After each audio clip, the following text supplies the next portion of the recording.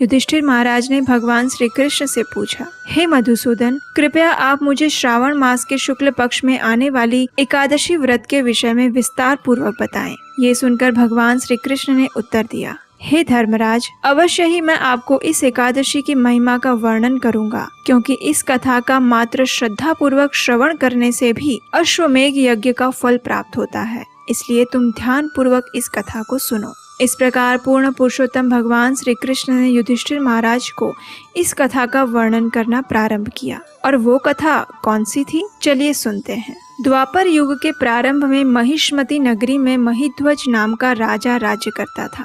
उसके राज्य में चारों ओर सुख, शांति और समृद्धि का वास था। उसकी प्रजा भी संतुष्ट और सुखी थी। राजा अपनी प्रजा का अपनी संतान की तरह पालन करता, लेकिन फिर भी राजा महिध्वज के जीवन में एक दुख था, और वो ये था कि उनकी कोई संतान नहीं थी। इस बात से व्यथित राजा ने एक दिन अपने राज्य के विद्वान लोगों और प्रतिनिधियों को बुलाया।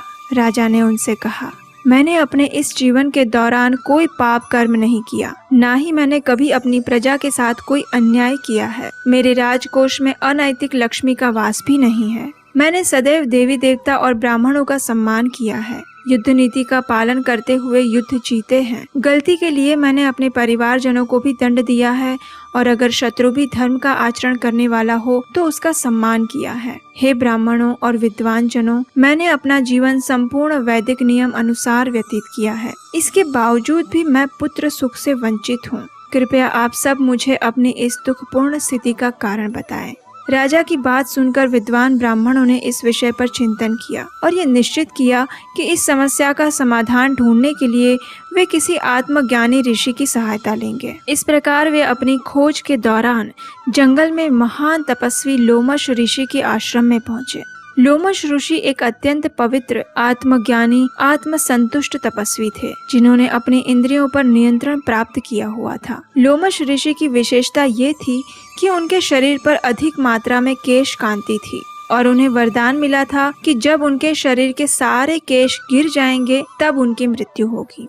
और आपको जानकर अत्यंत आश्चर्य होगा कि लोमश ऋषि का एक केश ब्रह्मा जी के 12 घंटे बाद, यानी 4 अरब 320 करोड़ वर्ष बाद गिरता था, और इतने वर्षों से वे तपस्या ही कर रहे थे, जिसके कारण उनके शरीर से एक दिव्य कांति निकल रही थी। जब राजा के विद्वान ब्राह्मणों ने ऋषि लोमश को देखा तो उनकी कांति और तेज से प्रभावित उन्होंने उनके पास जाकर प्रणाम किया। ऋषि की स्तुति करते हुए उन्होंने कहा, हे ऋषि श्रेष्ठ, ईश्वर की कृपा से ही आज हमें आप जैसे महान तपस्वी के दर्शन प्राप्त करने का सौभाग्य प्राप्त हुआ है। लोमश ऋषि ने उन्हें आशीर्वाद दिए और कहा, आप सबका यहाँ आने का प्रयोजन क्या है?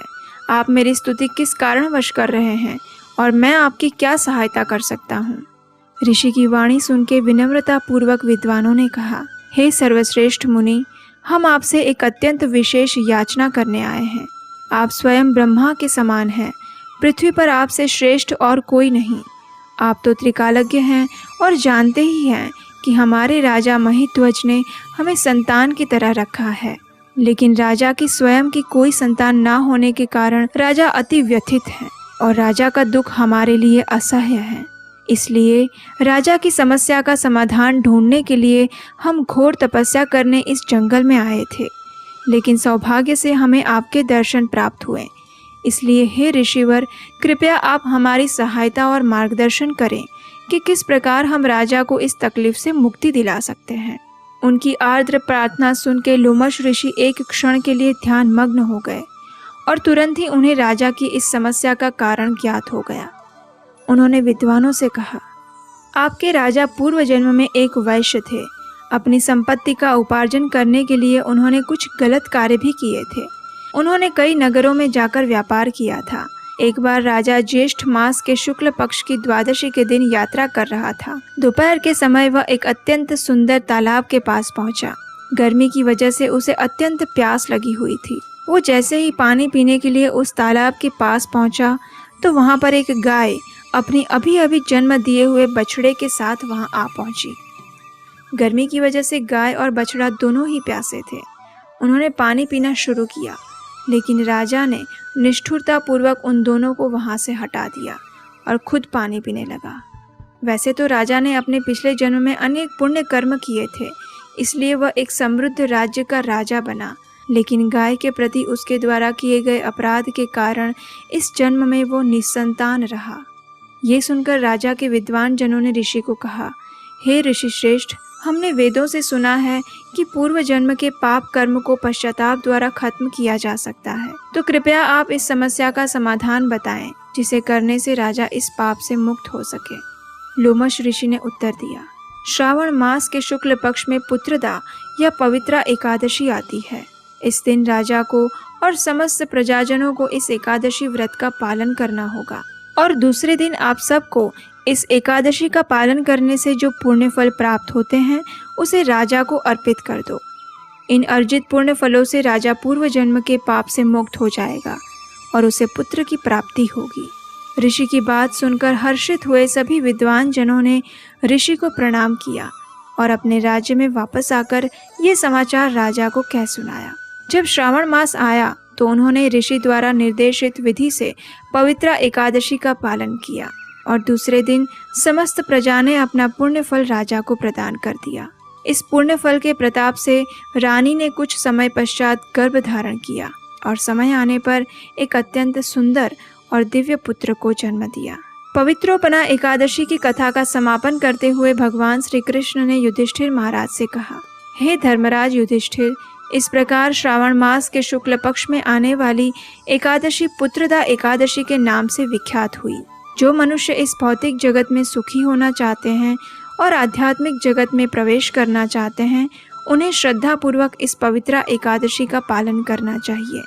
जो मनुष्य इस एकादशी व्रत का निष्ठा पूर्वक पालन करता है और इस कथा का श्रद्धा पूर्वक श्रवण करता है, उसे एक सुयोग्य पुत्र की प्राप्ति होती है और मृत्यु के बाद वह स्वर्ग लोक में प्रवेश प्राप्त करता है।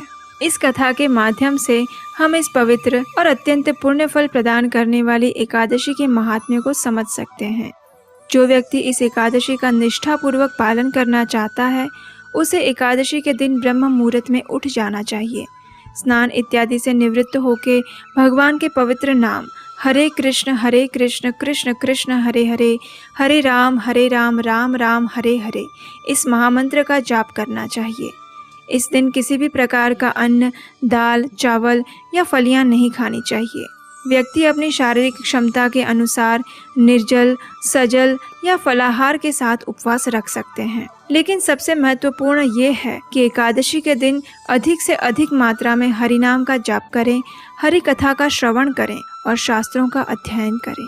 इसी एकादशी के दिन से एक अन्य महत्वपूर्ण त्योहार शुरू होता है और वो है श्री राधा गोविंद झूलन यात्रा। ये त्योहार वृंदावन के बड़े और सबसे प्रिय त्योहारों में से एक है, जिसमें वर्षा के आगमन की खुशी के रूप में श्री राधा कृष्ण के विग्रहों को झूला झुलाया जाता है।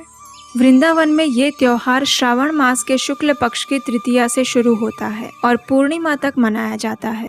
तो चलिए भगवान श्री कृष्ण और श्रीमती राधा रानी के चरण कमलों पर ध्यान केंद्रित करते हुए और उनसे कृपा की याचना करते हुए पवित्र एकादशी का पालन करें और भक्ति के पथ पर उन्मुख होने का प्रयास करें। हरे कृष्ण।